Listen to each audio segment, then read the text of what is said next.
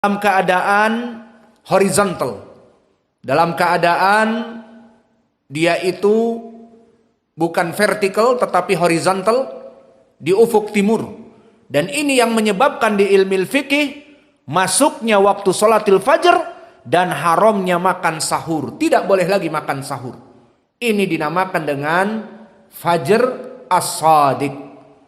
Maka di beberapa riwayat, kalau tadi diriwayatkan oleh Imam Muslim, di sana ada riwayat yang diriwayatkan oleh Imam Abi Dawud dan yang lainnya yang derajatnya sahih atau hasan. Berkata Rasulullah sallallahu alaihi wa ala alihi wasallam, "Kulu wasrobu wala yahidannakum asati'u al-mus'idu fakulu wasrobu hatta ya'taridolakum al-ahmaru." Maka jangan melarang kalian jika kalian melihat fajar al-kadib dalam keadaan vertikal di atas langit. Tetapi jangan makan dan jangan minum sampai kalian melihat garis putih di ufuk dalam keadaan horizontal tertidur seperti ini. Maka ini di dalam hadis yang lain menjelaskan. Maka ini keadaan fajar as-shadiq yang mana dia menjadi adzan yang kedua. Dan fajar yang kedua, fajar al-kadhib, fajar yang dusta. Alamatnya al-mustatil, dia itu vertikal. Seperti di hadis yang kita sebutkan di Muslim, wala bayadul ufuk al-mustatil. Janganlah kalian tertipu dengan putihnya di ufuk timur yang mana dia dari atas ke bawah putih. Kebanyakan jam 4 seperti itu. Maka jangan tertipu dengan ini. Namun disebutkan di dalam hadis tadi agar kalian melaksanakan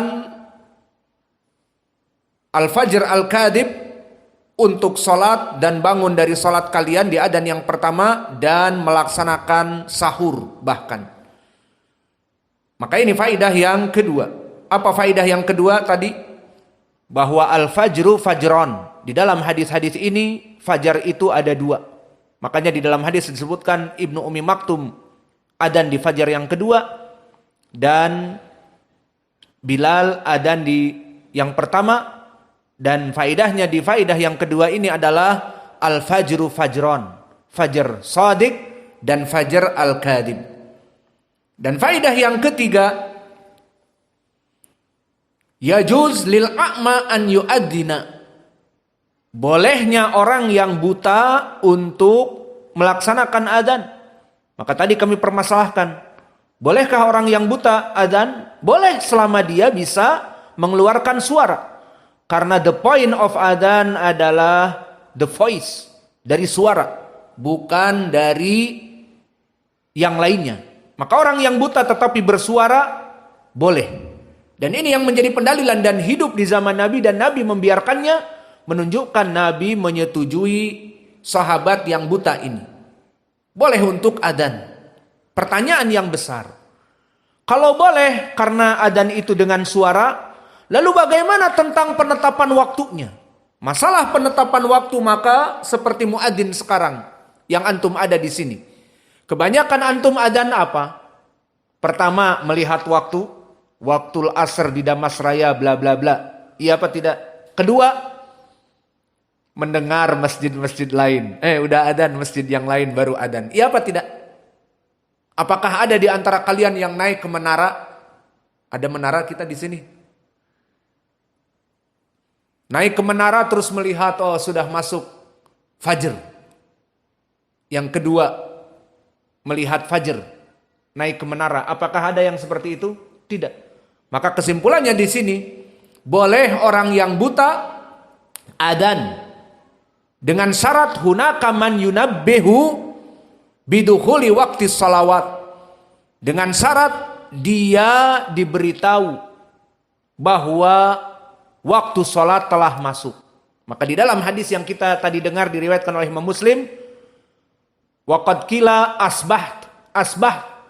Maka wahai Ibnu Ummi Maktum, dikatakan oleh para sahabat, telah masuk fajar, telah masuk fajar, ayo. Adapun dulu di zaman Nabi tidak ada masjid yang lain. Apakah ada masjid lain selain Masjid Nabawi? Belum ada. Maka adzan keluar dari Masjid Nabawi. Adapun di zaman now kalian mungkin sudah bangun menunggu masjid lain adzan baru adzan. Iya apa tidak? Alhasil boleh orang yang buta menjadi muadzin dengan syarat diberitahu oleh kaum muslimin yang lain kapan waktu masuk salat. Seperti dulu Ibnu Ummi Maktum di dalam hadis disebutkan asbahta asbahta, maka telah masuk waktu fajar. Dan faedah yang keempat, minas sunnah an yaj'ala muadzinain fi adanil fajr wa hadhihi sunnah mahjurah fi hadzal zaman. Maka faedah yang keempat dari sunnah yang termatikan adalah menjadikan dua muadzin. Maka ini lebih baik kita jadikan faedah yang kelima.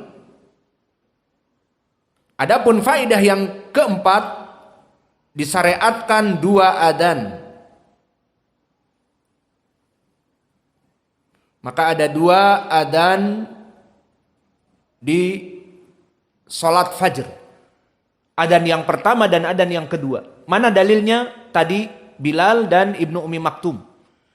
Dan perkara ini saja, dari faedah yang keempat ini saja saya mau nanya, apakah masjid-masjid yang ada di sekitar kita menghidupkan sunnah? Tidak ada. Yang adzan awal hanya muadzin di Masjid Muqbil Al-Wadi'i. Iya apa tidak? Dan setelah kita adzan 10 menit, masjid besar di samping kita bangun dan menyetel Al-Afasi. Menyetel Al-Quran.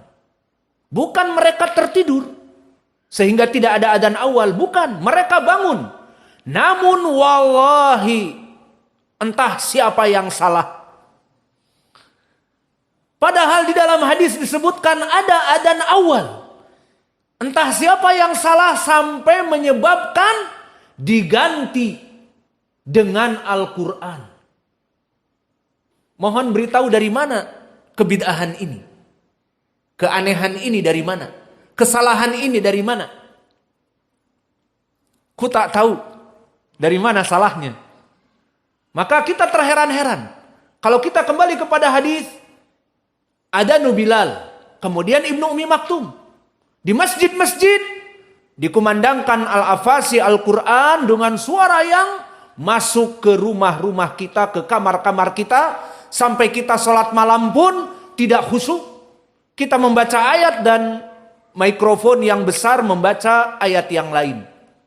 Maka ini masuk kepada hadis Abi Sa'id Al-Khudri, wala tadribu ba'dukum bi ba'din bil qiraah, bahwa dilarang seseorang di masjid ada yang sholat membaca Al-Quran dengan keras karena akan mengganggu. Maka di sini bukannya adzan malah menyuarakan Al-Quran dengan besar, maka kasihan orang-orang yang di sebelah masjid yang bangun sholat malam, entah apa yang mereka baca. Setiap baca Al-Quran dari hafalannya mungkin terganggu dengan suara afasi yang tinggi. Digaspol, wallahu alam berapa suaranya. Maka kita yang jauh di sini pun di kamar kita murajaah Al-Quran sulit. Maka inilah kebid'ahan. Tidaklah kebid'ahan kecuali menghancurkan sunnah-sunnah dan mematikan sunnah-sunnah. Maka berapa sunnah yang dimatikan? Dengan adanya Al-Quran dinyalakan dan ini bid'ah, sunnah adzan awal hilang. Dan yang kedua, mengganggu orang-orang yang di sekitarnya, ada yang sakit. Dan juga ada yang sholat malam membaca Al-Quran, tidak tahu apa yang dia baca. Karena para tulabatul ilm, di saat kita pun sama tulabatul ilm dan sampai now tulabatul ilm, mempermasalahkan permasalahan ini. Di saat kita ingin murajaah Al-Quran sebelum fajar, dengan sholat witir dan sholat malam, di saat menghafal tiba-tiba mereka menyalakan Al-Quran dengan suara yang tinggi. Susah untuk menghafal.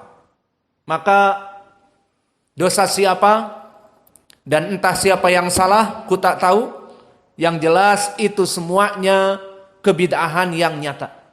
Dan ini adalah sunnah yang dimatikan hanya sekedar adzan yang kedua atau dua adzan ini dimatikan.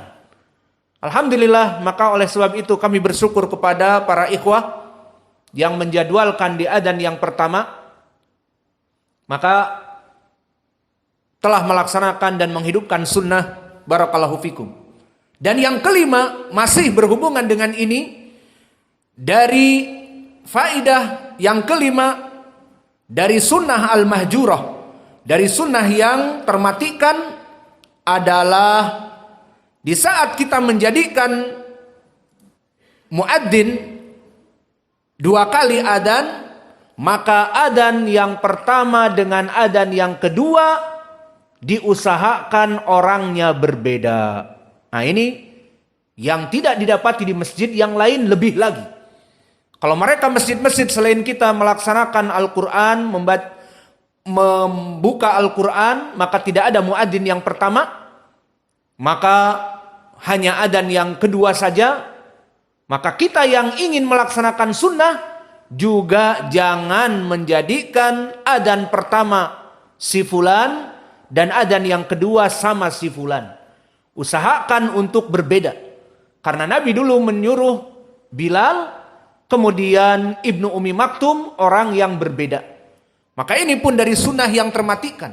Maka bisa jadi di masjid yang ingin menghidupkan sunnah, diadakan adzan yang pertama dan adzan yang kedua, namun masih orangnya yang sama, kita katakan alhamdulillah dihidupkan sunnah adzan awal dan adzan yang kedua, namun sempurnakan, hidupkan sunnah dari yang termatikan ini apa? Menjadikan dua muadzin.